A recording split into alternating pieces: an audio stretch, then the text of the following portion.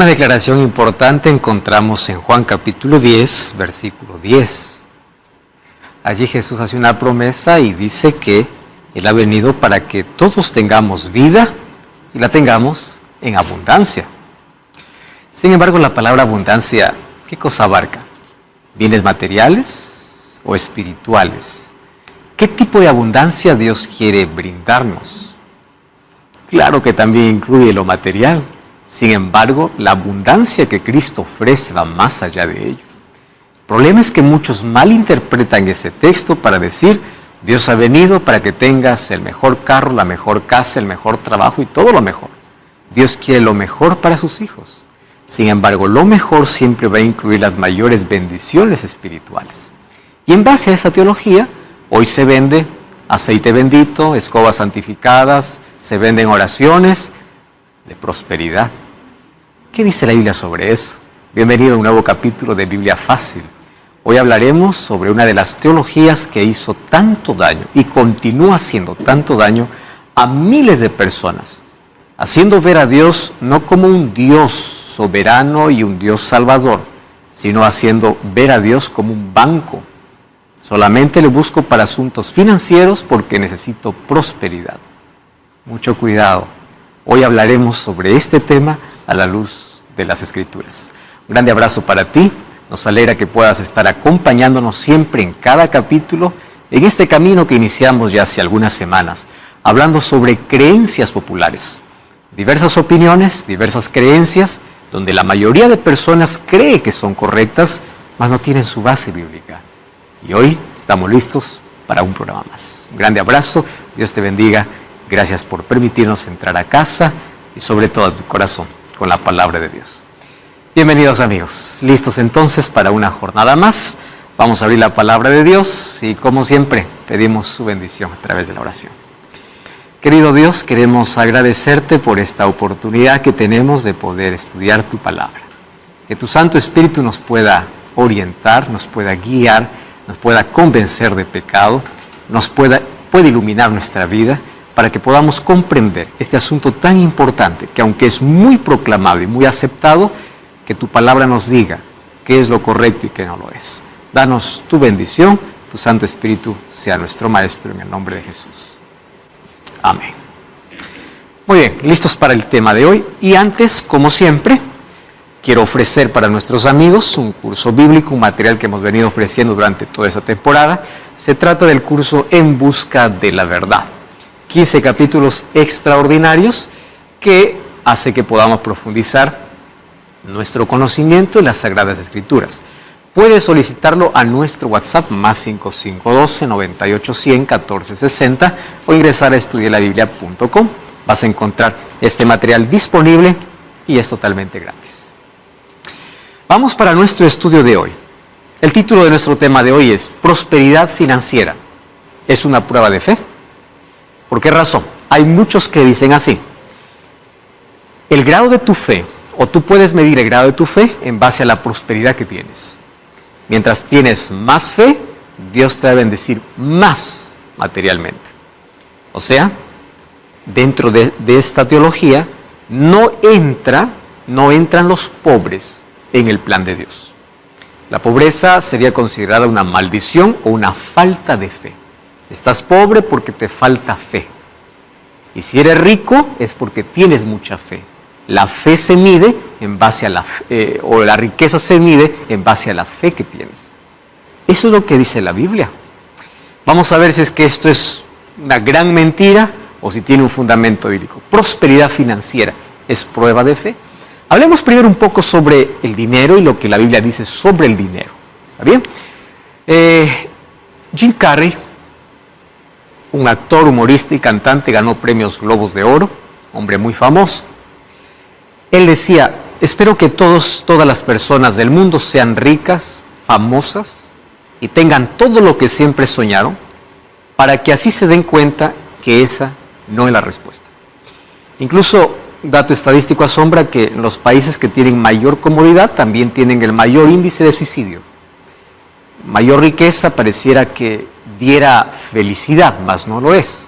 Personas que tienen la mayor comodidad, encontramos ya artistas famosos, personas que Uno los ve y dice, yo quisiera tener esa vida, mas no tienen paz, no tienen esperanza. Y Jim Carrey decía, ¿cómo quisiera que todas las personas sean ricas y famosas para que sepan que esa no es la respuesta para la vida? Hay algunos mitos sobre el dinero, lo hay. Por ejemplo, el dinero cambia a las personas, no cambia. El dinero revela quién es la persona. El dinero da felicidad, no da felicidad, da comodidad. Y esa comodidad puede parecer una felicidad corta. Sin embargo, continúa en el vacío.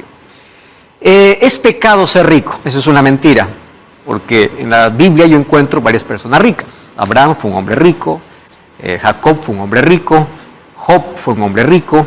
Entonces la riqueza no está en contra. Sin embargo, vamos a ver dónde radica el problema de muchas personas hoy en cuanto a riqueza. ¿Qué cosa es el dinero? El dinero se puede resumir en un concepto simple. Es una suma de tiempo, talento y energía. ¿Qué es el dinero? El dinero es la suma de tu tiempo, de tu talento y de tu energía. Esas tres cosas. Por eso es que todo lo que hacemos en la vida casi siempre tiene una recompensa que es a través del dinero. La Biblia habla sobre dinero. Jesús incluso dedicó muchas de sus parábolas para hablar de tesoros, hablar de riquezas. Mucho encontramos en el Nuevo Testamento las ilustraciones de Jesús en base a dinero, o en base a tesoros, o en base a riquezas. Y en el Antiguo Testamento nosotros encontramos casi un curso completo, o mejor, las bases, los principios de lo que hoy conocemos como educación financiera. En la escuela se nos enseña siempre a sumar, restar, dividir, multiplicar. No nos enseñan educación financiera, que debiera ser un curso tan importante, ¿no? Cómo poder manejar las finanzas, qué hacer con aquello que recibimos, qué hacer, solo gastar, cómo ahorrar, cómo invertir. No nos enseñan eso. Más, si en las escuelas nos enseña, esa educación financiera se debiera recibir en casa. Y se debe recibir desde los primeros años de vida, para que ya cuando la persona llegue a la adultez pueda saber qué hacer cuando tiene dinero en la mano. Hay gente que no sabe qué hacer con dinero y lo acaba todo en un momento y después está lamentándose el resto de tiempo.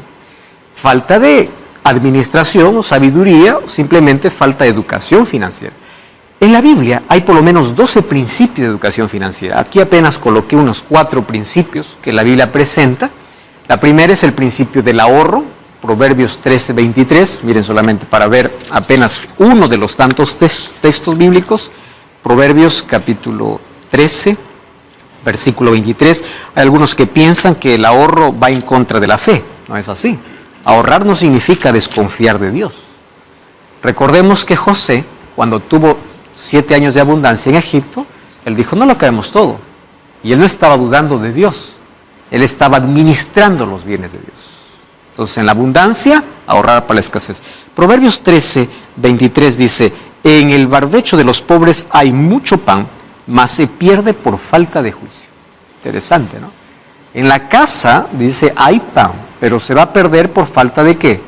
De sabiduría, de administración, por falta de juicio. ¿Por qué? Porque todo lo que tiene un momento lo puede acabar. Y el siguiente texto de Proverbios capítulo 21, versículo 20, miren lo que dice aquí Salomón.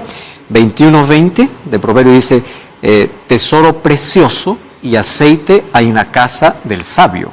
Sabio es aquel que sabe administrar con sabiduría. Mas el hombre insensato todo lo acaba, todo lo termina. La insensatez aquí está ligada a aquel que derrocha, aquel que acaba, aquel que no administra correctamente. En cambio la sabiduría, aquel que sabe administrar. Otro principio de educación financiera es vive de acuerdo a tu realidad. Interesante lo que dice el libro de Proverbios capítulo 13, versículo 7. Proverbios 13:7 dice así, hay quienes pretenden ser ricos pero no tienen nada. Interesante, ¿no? Hay gente que tiene que cubrir sus apariencias, gente que compra un celular que son 2 veces su sueldo, ¿no? Y luego tiene que estar pagando durante todo el año, solamente para sostener una apariencia. ¿De qué? De riqueza. Para sostener apariencias hay que pagar mucho. Entonces el principio es vivir de acuerdo a tu realidad. Tienes poco, gasta de acuerdo a la medida que tienes. Tienes mucho, gasta de acuerdo a la medida que tienes y comparte con el que no tiene. Entonces, no estés dando una falsa apariencia. Hay mucho, dice el libro de Proverbios, ¿no? Hay gente que es pobre y parece rica, aparenta rica. Y hay gente que es rica y aparenta pobre. Vive de acuerdo a tu realidad. Sal de las deudas. Las deudas en la Biblia es considerada como la lepra. Hay que huir. No hay que entrar en asuntos de deudas. Proverbios 20, 21, 22, 7 habla de que la deuda en sí nos convierte en esclavos. Y hoy es tan fácil endeudarse, ¿no? Una tarjeta de crédito hace que tú puedas decir, disfruta hoy, paga mañana. Y uno va pagando y aparte de eso los intereses cada vez se va haciendo mayor. Presupuesto. ¿Cuán necesario es un presupuesto en la vida? Jesús mismo lo explicó. Alguien que se siente a edificar una torre, primero saca el presupuesto para que no quede a la mitad y quede en vergüenza. Pero eso no solamente es para edificar, también es para la vida. En la vida haz un presupuesto de todas tus entradas, de todas tus salidas. Si tú no sabes cuánto entra y cuánto sale, entonces tú no estás administrando sabiamente el dinero. En fin, nuestro programa no es de educación financiera. Sin embargo, estoy presentando apenas principios que en base a esto, existen varios libros incluso sobre cómo poder invertir, ahorrar, vivir y qué hacer con el dinero. Pero la Biblia ya coloca ciertos principios financieros. ¿Por qué? Porque Dios lo que quiere enseñarnos es administrar sabiamente los recursos que Él nos da. Ahora, ¿qué dice la Biblia en relación directa al dinero? Mateo 6, 19 al 21 dice así: no os hagáis tesoros en la tierra donde la polilla y el orín corrompen y donde ladrones minan y hurtan, haceos tesoros en el cielo, donde ni la polilla ni el orín corrompen y donde ladrones no minan ni hurtan, porque donde está vuestro tesoro, ahí está el corazón. ¿Cuál es el punto principal de este texto? El punto principal es, ¿dónde está tu corazón? ¿Dónde está tu corazón? Si tu corazón, o sea, tu mente, corazón en la Biblia hace referencia a la mente, si tu mente está solamente en las cosas materiales, que dice Jesús, un día se va a acabar, un día te van a robar, un día se va a depreciar, un día va a terminar. Entonces, si tu corazón lo has puesto en algo que se acaba, finalmente vas a quedar sin nada. Mas si tu corazón está en lo que no se acaba, en el cielo, tu mayor inversión, tu mayor esfuerzo está en aquello que son las cosas espirituales, eso nunca acaba. Jesús no está hablando en contra de que, no tienes que esforzarte, no tienes que hacer. No está hablando de eso. Está hablando, ¿dónde está tu corazón? Ese es el punto. ¿Dónde está el corazón? ¿Dónde está la mente? ¿Dónde está el foco de la vida? Es eso. Entonces, Jesús nos enseña a usar sabiamente los recursos que nos da. Y si te das cuenta, los seres humanos, pues, se mueven en sí en la vida en base a dinero. Mira lo que dice 1 Timoteo 6, 9 y 10. Porque los que quieren enriquecerse caen en tentación y lazo y en muchas codicias necias y dañosas que hunden a los hombres en destrucción y perdición. Porque raíz de todos los males no es el dinero. Vamos a volver a lo que Jesús decía.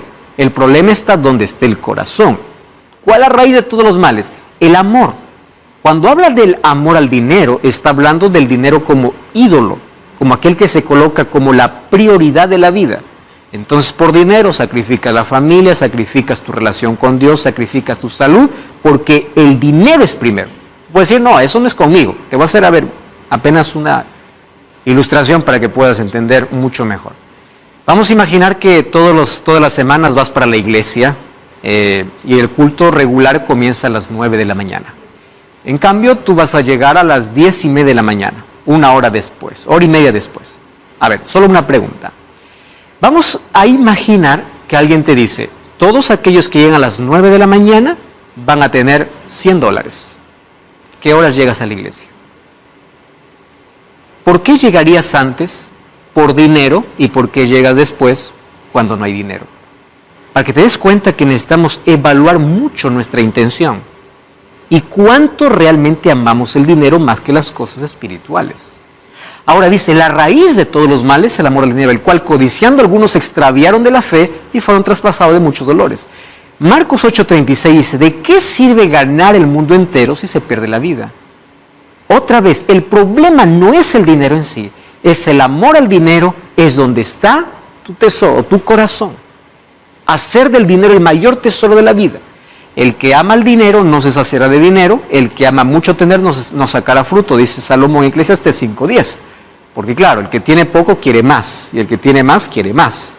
El que tiene bicicleta quiere carro, el que tiene carro quiere el carro último modelo, el que tiene carro último modelo quiere... Bueno, entonces cada vez el ser humano que coloca su corazón en las cosas materiales, lo que hace es no saciarse, querer más y más y más y más. Ese es nuestro problema y descuidamos, obviamente, el asunto espiritual. La Biblia nos habla la historia de 2 hombres ricos. Bueno, en sí hubieron más ricos al lado de Jesús, pero las 2 historias nos van a ayudar a entender mejor el asunto. En Marcos capítulo 10 habla la historia de un joven que no conocemos su nombre, que se acerca a Jesús y le dice, ¿qué haré para heredar la vida eterna? Jesús le dice, guarda los mandamientos. Claro, lo guardaba en mi juventud, pero había un problema en el corazón de este hombre. ¿Cuál era? El dinero estaba por encima de todo. Él era una persona correcta, una persona que hacía todo lo correcto, pero el problema es que Dios, ¿qué cosa veía? La idolatría del corazón. Entonces, hay personas que pueden ser correctas por fuera, honestas, virtuosas, generosas, personas correctas. El problema es cuál es tu ídolo, dónde está tu tesoro, dónde está tu corazón. Ese es el problema. Y Jesús le dice, si tú quieres heredar la vida eterna, anda, vende todo lo que tienes. ¿Qué cosa le está diciendo Jesús? Suelta aquello que amas más que a Dios. Es eso. Diferente a otro hombre rico llamado Zaqueo. Zaqueo era un hombre extremadamente rico. Lucas capítulo 10 nos habla esa historia. Él quería ver a Jesús. Y cuando mira a Jesús, el deseo le dice, hoy estaré en tu casa. Zaqueo baja y le recibe en casa. Ojo, a Zaqueo Jesús no le pidió dar. A Zaqueo Jesús no le pidió vender. A Zaqueo Jesús no le pidió, da todo porque la riqueza es pecado. No le dijo eso. Zaqueo solito, cuando vio a Jesús en casa, él se dio cuenta de algo. El dinero no es mi Dios es Cristo. ¿Por qué? Antes de que Cristo entre en mi casa, mi mayor tesoro estaba ¿dónde? En usurpación, en robo, en dinero. Pero ahora es Cristo el tesoro que quiero. Y él, sin que Jesús le pida, le dice, Señor, mira, parte de todo lo que, si es que alguien robé, yo voy a devolver. Y el resto voy a repartirlo para los pobres. Él no se quedó pobre. Él continuó teniendo riquezas. Pero Jesús no le pidió que él abandone toda la riqueza. ¿Por qué? Porque Jesús conocía ¿qué cosa? El corazón. Y al conocer el corazón, Jesús dice qué cosa es lo que tienes que soltar completamente. En el caso del joven rico, ¿cuál era su Dios? El dinero. Entonces Jesús le dice, suelta. Entonces probablemente para ti no sea el dinero, para ti sea otra cosa. Sea una persona, sea, no sé, trabajo, sea alguna otra cosa. Jesús dice, eso está por encima de tu amor hacia Dios, suelta. Para que tú veas que en la historia de 2 hombres ricos, tanto Zaqueo como el joven rico, el problema no era el dinero, sino el amor que se tenía hacia el dinero. Por eso es que al joven rico le dice, vende todo, y a Zaqueo no le dice eso.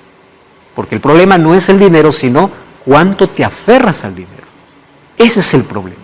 Ahora, ¿por qué estoy explicando todo esto? Porque existe hoy una teología, y esto es extraño, suele sonar muy extraño, una teología de adoración basado en dinero. Esa teología se llama teología de la prosperidad.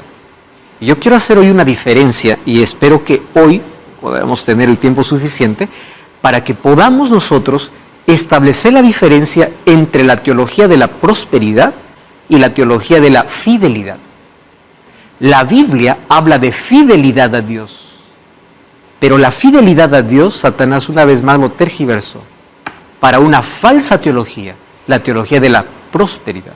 Entonces, ¿cuál es la diferencia entre la teología de la fidelidad y la teología de la prosperidad? Vamos a desarrollarlo entonces ahora. ¿En qué consiste la teología de la prosperidad? En un mundo materialista y consumista, ser próspero, ¿qué cosa es? Tener dinero. Ah, ¿te va bien? No es porque tienes paz, porque tienes esperanza. La persona piensa que solo te va bien cuando tienes dinero. Eso está en la cabeza de la mayoría, ¿no? Ah, le está yendo bien. No porque tiene una familia. No, le va bien porque tiene dinero. Mientras más dinero tenga, mejor te va. Eso es en el concepto que consumista, materialista. Sin embargo, prosperidad no se mide por cuánto dinero uno tenga. Prosperidad se mide por cuánto bienestar tenga, por cuánta paz tenga, por cuánta esperanza tenga. Eso es verdadera prosperidad. La verdadera prosperidad tiene que ver con el ser humano, no con lo que tiene. ¿Cuántas personas tienen todo por fuera y son vacías por dentro? Tienen las mayores comodidades y no tienen paz. Tienen todo para ser feliz y quieren morir. Porque prosperidad no se trata de cuánto material tenga, sino cuánta riqueza yo tenga que el dinero no puede comprar. De eso se trata la verdadera prosperidad. Entonces, hoy existen muchos que venden una falsa prosperidad basado solamente en ¿qué? En dinero. ¿En nombre de quién? Del Evangelio. Y es interesante. Yo ya escuché y ya acompañé, cuando digo acompañé, vi por internet ahí, muchos cultos de solo testimonios. Yo era pobre, el Señor me bendijo y fui rico. ¿Y por qué? Porque entregué todo mi sueldo para Dios. No encuentro un testimonio, yo era pecador y ahora soy transformado. No, todo el culto está en base a dinero, no en cambio de vida, no en cambio de corazón, no en cambio de actitud, sino antes era así, hoy tengo tanto, antes era así, hoy tengo tanto. Entonces, si quieres tener tanto, si quieres salir de la pobreza, entrega tu sueldo, entrega tu casa, entrega... Una teología basada en ¿qué? Solo en lo material. No en salvación, no en transformación de carácter, nada, solo en lo material. Eso se llama teología de la prosperidad. Ahora, la Biblia presenta, en relación al dinero, orientación, principios y administración. Claro que Dios quiere bendecirnos y claro que podemos ser ricos, sí. Mientras tanto, nuestro corazón no esté aferrado a eso, sino Cristo puede estar por encima de todo. El problema de la teología de la prosperidad es que piensa que prosperidad que Dios quiere dar solo tiene que ver con dinero. Ese es un problema. Ahora, el Evangelio no consiste en hacer un negocio con Dios. La teología de la prosperidad tiene que ser entendida por la teología bíblica, que es la teología de la fidelidad. Y probablemente me esté acompañando alguien que es líder religioso o un pastor que proclama esta teología. Escúchame bien. Tú y yo sabemos, y tú sabes perfectamente, que aquello que estás diciendo para las personas no es correcto y no es bíblico. Así que, por favor, abandona esa práctica y comienza a vivir bajo los principios y enseñar los principios que Dios tiene establecido en su palabra. Porque aquello que tú estás diciendo no tiene un fundamento bíblico. Ah, no, pero la Biblia dice que el que me da recibirá 100 veces más. Vamos a investigar eso, de qué está tratando Jesús en ese texto bíblico. Y tú sabes que hoy muchas personas ven a la religión como el mejor negocio. ¿Por qué crees que hay muchas personas que no quieren más ir a la iglesia? Porque dicen la religión es un negocio. ¿En base a qué? ¿Sabes en base a qué? A que ven que solo pastor sale para pedir todo lo que el miembro tiene. Todo lo que sus miembros tienen. Deme para acá, porque Dios les va a bendecir.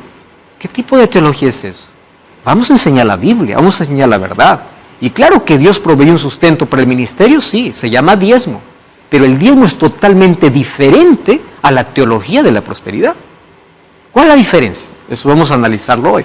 Ahora miren, miles de personas hoy van a la iglesia no porque quieren conocer la voluntad de Dios. Hay miles de personas que van a la iglesia porque quieren salir de sus deudas. Es por eso. Hay tanta gente que va a la iglesia no por salvación, sino por milagros.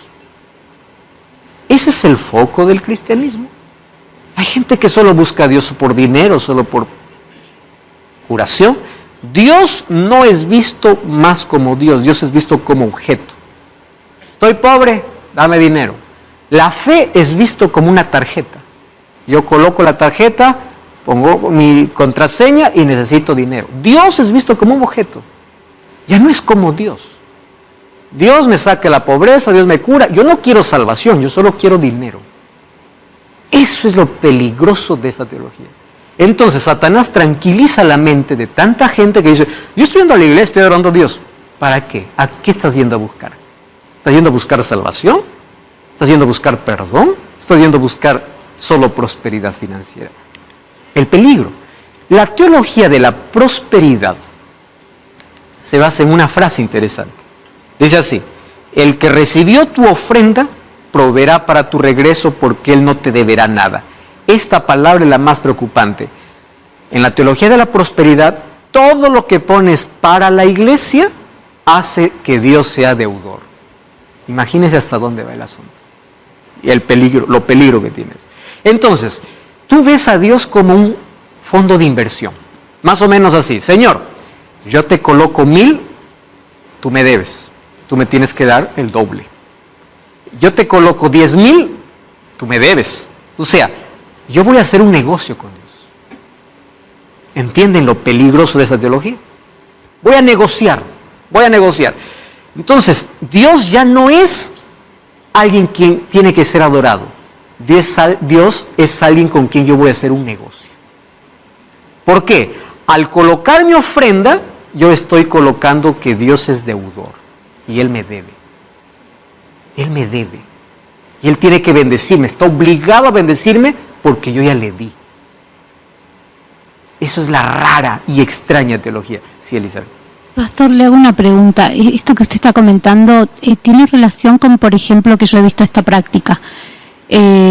Ora lo que quieres al Señor y trae una ofrenda de pacto. Exactamente.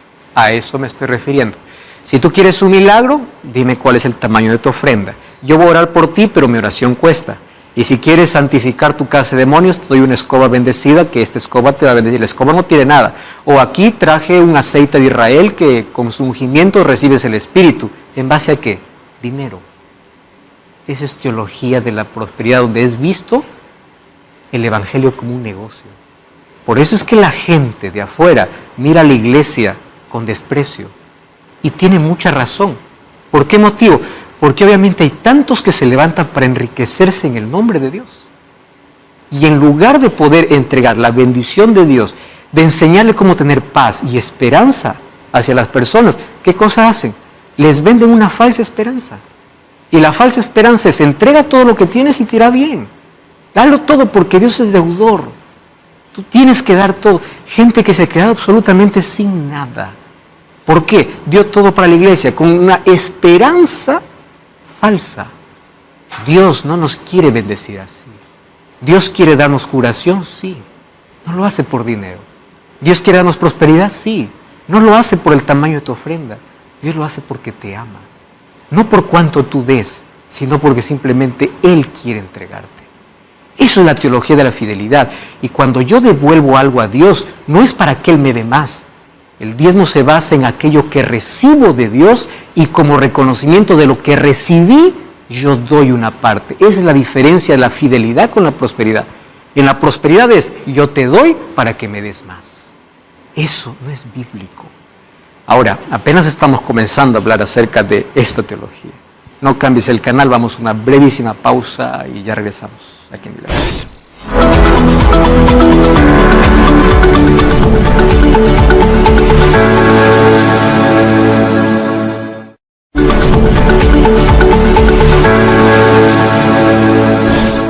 Estamos de regreso aquí en Biblia Fácil y ya sabes que tú puedes solicitar un curso que es totalmente gratuito para profundizar allí tu conocimiento en la palabra de Dios. Se trata del curso bíblico En Busca de la Verdad. 15 temas extraordinarios con el cual tú vas a comprender mejor el plan que Dios tiene para tu vida a través de su palabra. Así que puedes solicitarlo gratuitamente a nuestro WhatsApp más 5512-98-100-1460 o también puedes ingresar a estudienlabiblia.com y allí tú vas a encontrar este material extraordinario. Muy bien, vamos a continuar entonces con nuestro estudio. Dijimos que la teología de la prosperidad es tan peligrosa porque lleva a las personas a tener un culto no a Dios, sino en base a las bendiciones que recibe de Dios. Y la teología de la prosperidad consiste en dar grandes cantidades de dinero para Dios, esperando que Él multiplique aquello que damos. Entonces, Dios para mí es como una inversión que yo voy a hacer. Te doy tanto, me devuelves, tú me estás debiendo. Eso es la teología de la prosperidad. A esto se suma el precio de la bendición por aceite bendito, escobas santificadas, oraciones de prosperidad. Todo esto, ¿qué cosa se llama? Negocio de fe. Negocio de fe. Usan la Biblia para enriquecerse. Ahora, esa es la propuesta más atractiva de los últimos tiempos. ¿Por qué? Las iglesias están llenas por mensaje de riqueza. Por eso es que cada vez el mensaje bíblico es impopular. La gente ya no sabe qué es ley de Dios, qué es juicio de Dios, porque todo el culto gira en base a pon más y Dios te va a dar más. Ya no tiene más Biblia. El centro es el dinero. Y recordemos lo que la Biblia habla en relación a ese punto. Colocan toda su esperanza en campañas de fe, ¿no?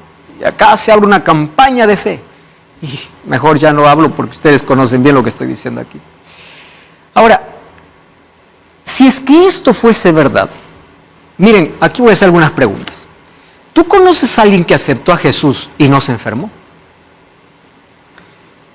¿Qué cosa más te llama esa teología de la prosperidad? Tú quieres que Dios te cuide y nunca te enfermes, tienes que dar una ofrenda. Porque tu ofrenda va a cuidar la salud de toda tu familia. O sea, lo que está diciendo es, si tú ofrendas más, la enfermedad no te toca. ¿Ustedes conocen algún creyente que no enfermaba? Mientras estemos en este mundo, Jesús dice, en el mundo tendréis aflicción. En el mundo tendréis aflicción. Segunda pregunta, ¿los que predican esa teología son inmunes al dolor? Tercera pregunta, si fuese verdad, las farmacias tendrían que cerrar y los hospitales también. Porque si esto fuese verdad, entonces, ¿qué cosa? ¿A dónde irían? No a la iglesia, irían a tanto hospital. Vamos a hacer aquí, mi aceite bendito te va a curar del cáncer. Cree, listo. ¿Para qué vamos a gastar en remedios por el cáncer? Cuando llegó el COVID, ¿dónde estaba la teología de la prosperidad? Cuando todo el mundo estaba encerrado en sus casas y donde tanta gente moría, ¿dónde estaba la teología de la prosperidad? Para que se den cuenta que no tiene un sustento bíblico. Ahora, ¿qué cosa? ¿Quién fue quien creó, dio la base para la teología de la prosperidad? Este hombre llamado Oral Roberts, ustedes pueden buscar toda su biografía, está disponible. Oral Roberts es conocido como el padre del Evangelio de la Prosperidad. Este hombre tuvo una gran influencia en grandes predicadores como Kenneth Hagin, Kenneth Copeland, Fred Price. O sea, todos estos copiaron ¿de qué? De Oral Roberts. Y él decía así, resumió el asunto así: necesitas dos cosas, fe y dinero. Interesante, ¿no? Fe y dinero. Dinero para materializar tu fe, dinero para donar y fe para recibir. Así de simple.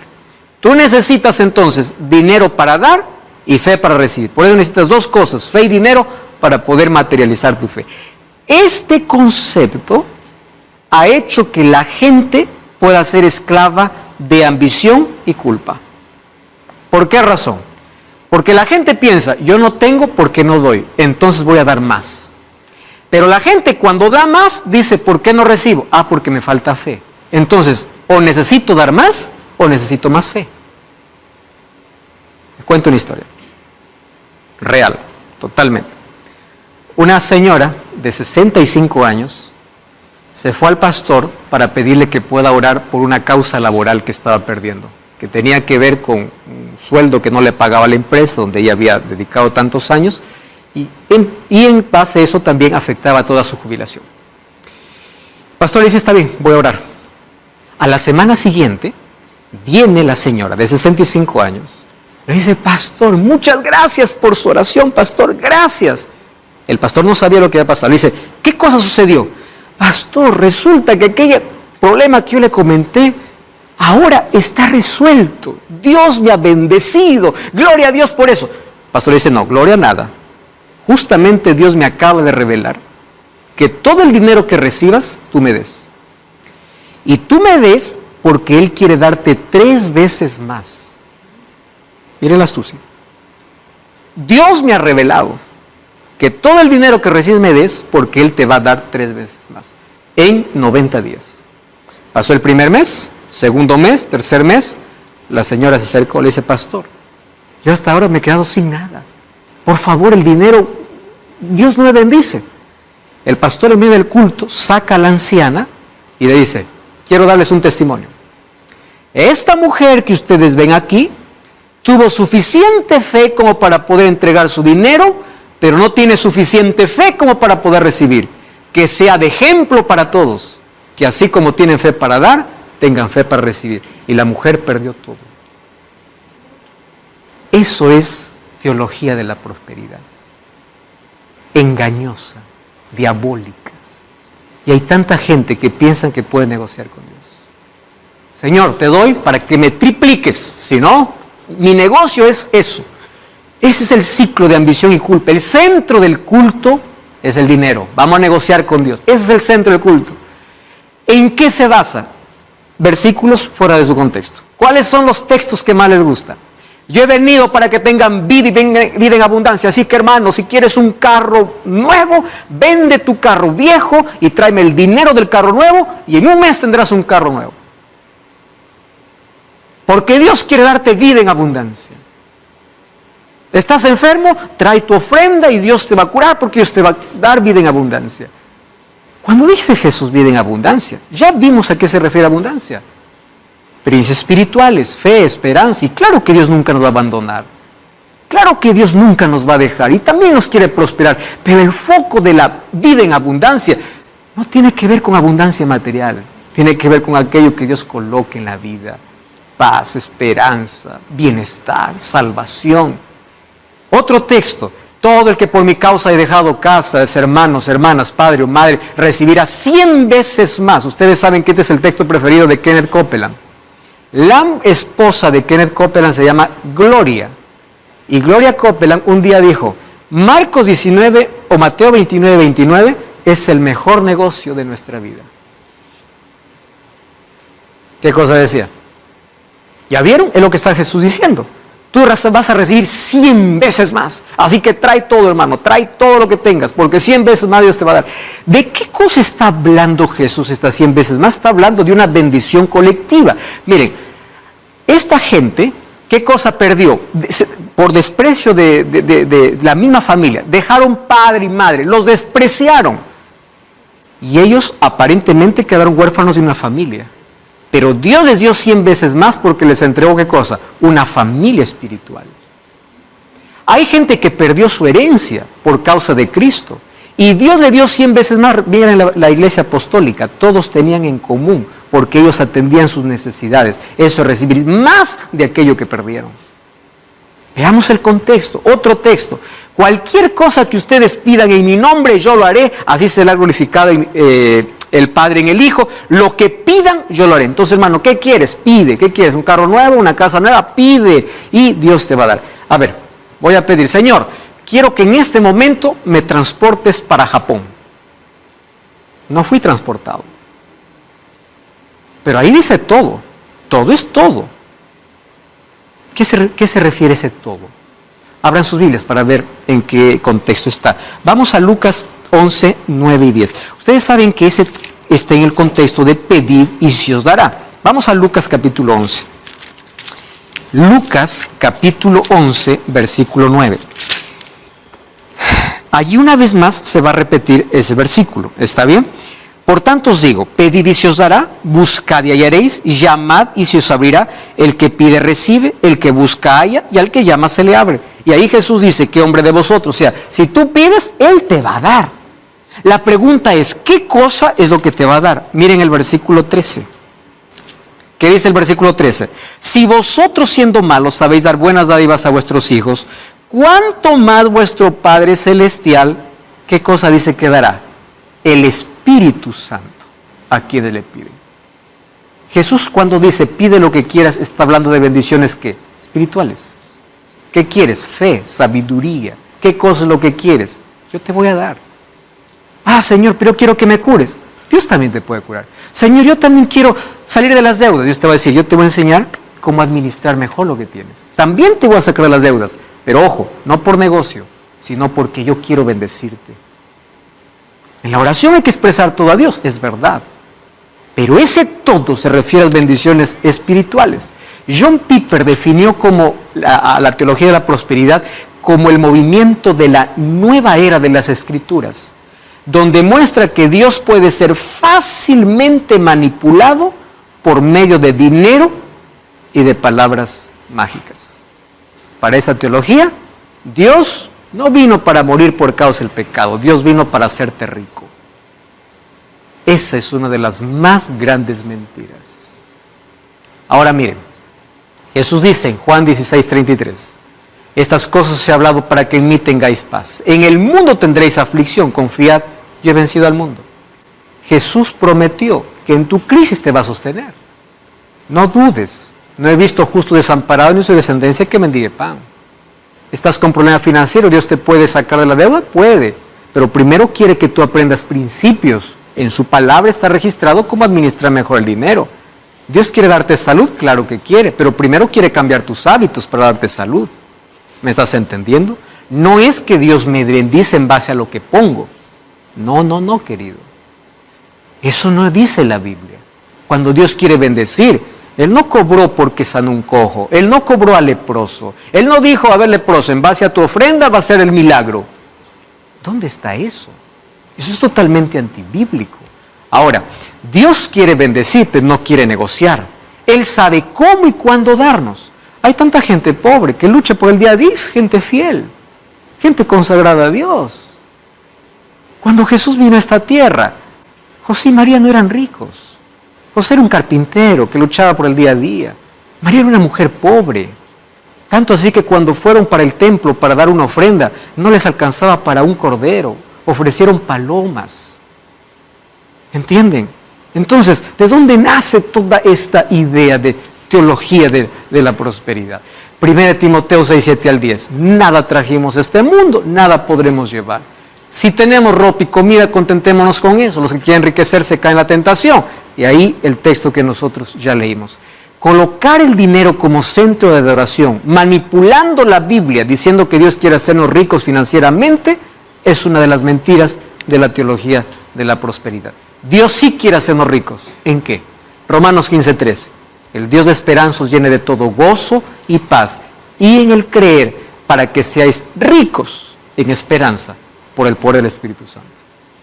Eso es Biblia. Ahora, ¿cuál es la diferencia entre la teología de la prosperidad y la teología de la fidelidad? Miren la diferencia. Voy a ser aquí breve. Deuteronomio 8, 17 y 18 dice así: no digas en tu corazón, mi poder, la fuerza y mano me ha traído esta riqueza. Acuérdate que Jehová tu Dios te da poder para hacer riquezas. ¿Cómo es que yo reconozco a Dios por las bendiciones que me da? ¿Cómo? Muy bien. Honra a Jehová con tus bienes y con las primicias de tus frutos para que sean llenos tus graneros. Esto es reconocimiento, no negociación. ¿Cuál es la diferencia? ¿Qué cosa es lo que la Biblia dice? La Biblia dice así: yo te doy un 100%, del 100%, el 90% es para que lo administres sabiamente y el reconocimiento hacia mí es de 10%. 10% deriva, ¿qué cosa es la palabra? Diezmo. ¿Cuál es la diferencia? El diezmo no es de aquello que quiero recibir. El diezmo es de aquello que Dios ya me dio. Dios ya me entregó, yo lo reconozco. Dios no me ha dado, no hay nada para darle. El diezmo es en base a lo que recibí, no de aquello que espero recibir. ¿Correcto? Por eso es que es reconocimiento de lo recibido, de las ganancias recibidas, y no es donación, es devolución. Entonces, ¿cómo es que yo reconozco a Dios, como dice Deuteronomio 8 y Proverbios 3? El antídoto contra el egoísmo, esto demuestra honestidad, madurez espiritual, reconocimiento, adoración y fidelidad. Y esto es bíblico. ¿Por qué? Mateo 23, 23. Hay de vosotros, escribas y fariseos, diezmáis la mente, el eneldo y el comino, y dejáis lo más importante, la justicia y la misericordia y la fe. Ellos diezmaban de todo, pero se olvidaron de lo más importante. ¿Y qué dice Jesús? Esto era necesario hacer. No está condenando la práctica, sin dejar de hacer aquello. Eso es lo que Jesús dice al respecto del diezmo. Pero es de aquello que recibí, no de aquello que espero recibir. Esto no era de los judíos, porque Abraham no era judío. Génesis 28, 22, ¿qué cosa dice? Esta piedra he puesto por señal y será casa de Dios, y de todo lo que me dieres el diezmo apartaré para ti. En este caso, quien habla es Jacob. Pero ¿qué cosa dice Génesis 14, 20 cuando se habla de Abraham? Bendito sea el Dios Altísimo que entregó a tus enemigos en tu mano y le dio a Abraham los diezmos de todo. Abraham no era judío. Solo que cuando los judíos ya se establecieron, o el pueblo de Israel se estableció en la tierra, de las 12 tribus hubo una tribu que no recibió herencia, que fue la tribu de Judá, o la tribu de Leví, la tribu de Leví.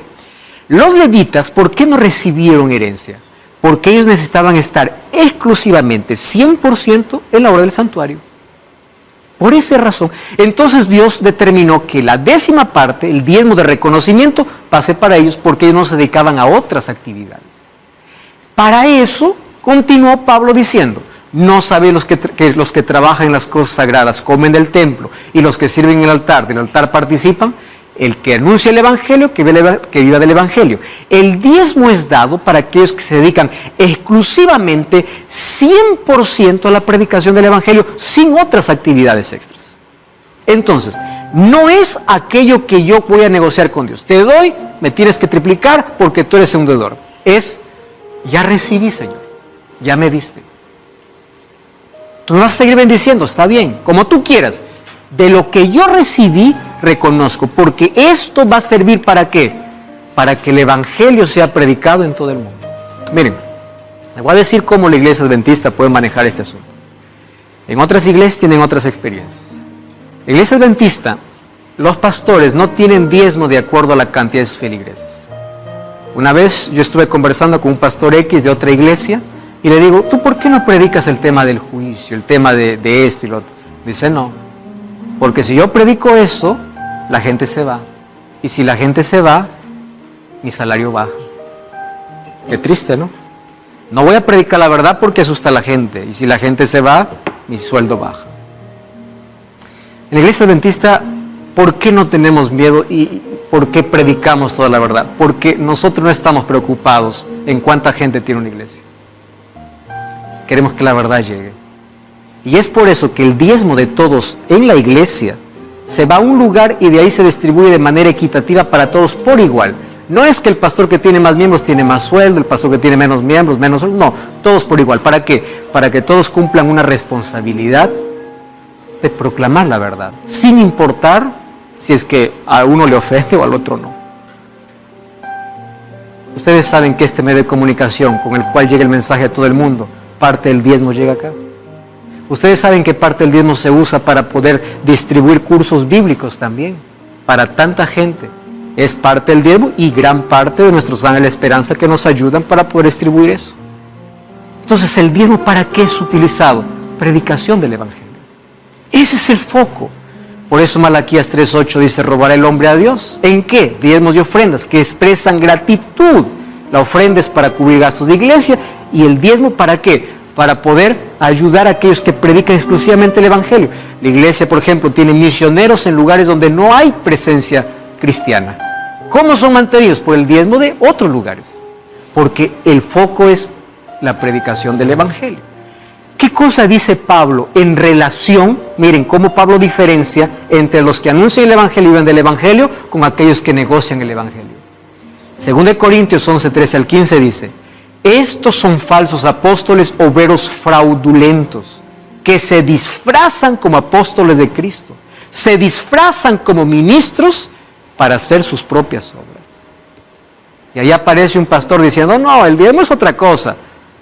¿Quieres una oración de sanidad? Yo te voy a orar. Vamos aquí, te voy a hacer un descuento por tal bendición. Te voy a vender un agua bendita, un aceite bendito, una toalla santificada, una escoba bendecida. ¿De dónde nació todo eso? Yo quiero hablarte para ti que eres miembro de una de estas siglas que yo no estoy mencionando aquí nombre alguna. Pero hoy descubriste la diferencia que existe entre teología de la prosperidad y de la fidelidad. Escúchame bien. Dios quiere tu vida. Y aclaro que tu vida incluye todo lo que tienes. Pero Dios quiere que aquí tú seas bendecido con la sabiduría que Él te da para administrar sabiamente los recursos que Él coloca en ti. Dios quiere bendecirte, por supuesto. Por eso tú tienes que ser fiel a Él de aquello que recibes. Pero por favor, no negocies con Dios. No vayas a un culto a decir, Señor, te coloco tanto y tú me debes.